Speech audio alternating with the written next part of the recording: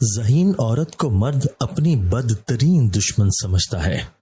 عورت کو سنبھالنے والا مرد اگر اس کی نفسیاتی، جذباتی اور جسمانی ضروریات کا خیال رکھتا ہے تو عورت ہر روز پھولوں کی تازہ شاخ کی مانند نظر آتی ہے، ورنہ برف کی ڈلی جیسی جو چند گرم نگاہوں کی تاب سے لمحوں میں پگھل جائے۔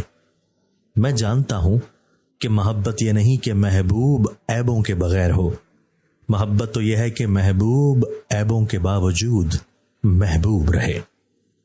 اس کا شوہر ہر روز اس سے کہتا تھا کہ فاتو مجھے تم سے نفرت ہے، اور وہ مسکرا کر جواب دیتی یہ نفرت اگر نہ ہوتی تو میری زندگی کیسے سنورتی؟ آپ مجھ سے ساری عمر نفرت کرتے رہیے۔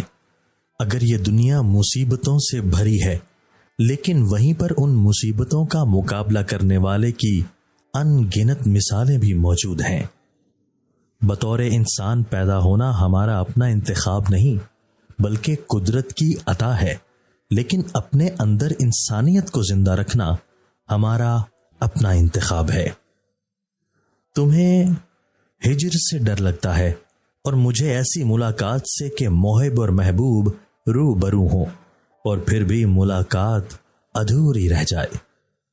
بغیر شرط کے محبت کرنا، بغیر وجہ کے بات کرنا، بغیر وجہ کے فیاض ہونا، بغیر توقع کے پرواہ کرنا، یہ سچی محبت کی روح ہے۔